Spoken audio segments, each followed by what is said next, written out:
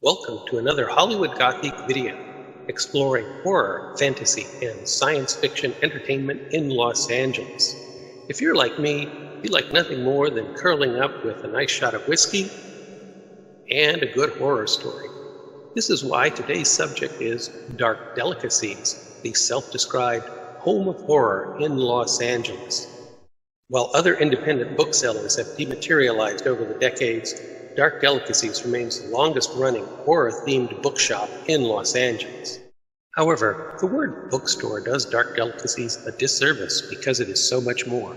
How much more? We took a trip out to their current location in Burbank to find out from owner Del Howison. Stick around after the interview, and I will explain the recipe for my latest cocktail creation, Blackberry Brain Fluid. I think the main thing for Dark Delicacies is the genre. It's a horror store. Right. So we specialize in horror books, horror clothes, horror movies, horror jigsaw puzzles, magazines. I could have Frankenstein cookie jars. As long as it has that genre connection, I think that's really defines Dark Delicacies. And you don't just sell books here, you also do events. And have an occasional sacrifice we have here too. Yeah, we do. We have events. Of course, COVID has put a crimp in a lot of things, and that's gradually working its way back. We still do signings, but what we're doing now is you've written a book, people want your autographed book, they pre-order it because we announce it. You come in with an appointment with me when we're closed, and you sign everything, and then when we open back up, I say, hey, your books are ready, come get them. Right. Whereas what you're referring to is the old days, which we hope will be the new days, when people would come in and do a signing here in groups of 1 to 10, signing posters for a new movie or a book or whatever, and the people would come in and get the meet and greet. That was the fun stuff. How have you managed to survive the year? Is it by online sales like you were describing? We did a lot in the beginning. It was about mid-March, I think, when everything started closing down. We kept shipping up, and thank God we have the fans and the loyal customers that we have. We still shipped all over the country. We shipped all over the world. Then as things loosened up a little bit, we did curbside. There's a term that's going to go into history several years. Or what does curbside mean? And then I also offered free local delivery until the store could get up and running at a limited capacity and then grow. This is your latest location. How long have you been here? This incarnation, it'll be 2 years in May. This is number 4. Before this, we were on Magnolia, 9 years. We were on Burbank Boulevard before that. That was 11 years. And we were back on Magnolia where we started in 1994 for 5 years. So we've grown, we've changed, we've adapted. When they've raised the rents too high, we've had to move. But it's all worked out, and it's worked out because of the fans and customers and a lot of luck. So is this making you the longest-lived independent bookstore in Los Angeles? I'm not sure if I could even check. No, I don't think so, because you have places like the Iliad, and I know there's ones down in Los Angeles proper that were long before me. It does make me the longest-running horror bookstore. That was it. You judge the success of an independent store not by profit but by longevity. So you're standing pretty high in this list of genres. Like I say to my wife, this is a non-profit organization. We just didn't plan it that way. I'm one of the old people that's always going for the classics, Stoker, Mary Shelley, blah, blah, blah. One of the dinosaurs with me? Right, I'm one of the dinosaurs. So what would you pick for me if I said, I want to get into something newer than that, something's good?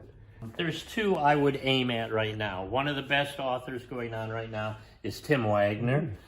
Very independent author who writes very scary stuff. I think he's got 40 books under his belt. Wow. That's big. Mick Garris, obviously. This is his short story collection, These Evil Things We Do. Director, writer, and author. And then, because we are dealing with a lot more prominence in the female writers, and especially in horror, we like bringing them up because it's been a male-dominated field. Right.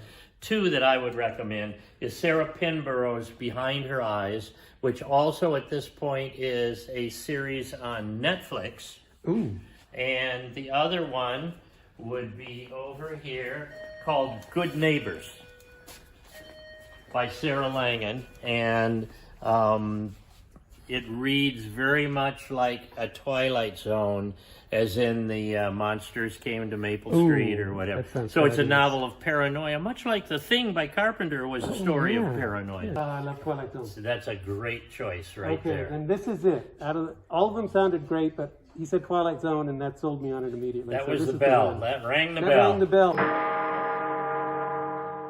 Thanks to Del Howison for taking time to chat with us. Dark Delicacies is open Tuesdays through Saturdays for in-store shopping and pickup. You can also order online at darkdel.com. Now that the COVID-19 pandemic is waning, they plan to resume in-store events in the near future. Now it is time to distill a little Blackberry Brain Fluid. The ingredients are bourbon whiskey. Since we're not drinking the whiskey straight, a high-end brand name is not necessary. A decent everyday whiskey will do. Guava nectar, lime juice. Bottled is okay, you don't need fresh. And cranberry juice cocktail. Use 1/2 shot of the lime juice, 1 shot of the cranberry juice, 1 shot of the guava nectar, and 1.5 shots of the bourbon whiskey. Many whiskey cocktails include honey, maple syrup, or other sweeteners. However, Blackberry Brain Fluid tastes fine without the extra sugar. Creating Blackberry Brain Fluid is an easy surgical procedure. You don't need a cocktail shaker unless you plan to scale the recipe up for multiple servings. Simply pour the ingredients into your favorite whiskey glass. Stir slightly and serve at room temperature. For this particular cocktail, a skull-shaped glass is ideal. Use a blackberry garnish for the brain.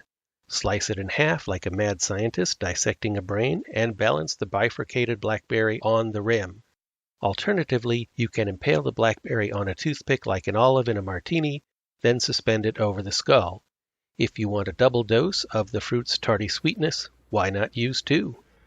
Even non-whiskey fans should be pleasantly surprised by the smooth blend of flavors, with the warmth of the whiskey balancing the fruitiness of the juices.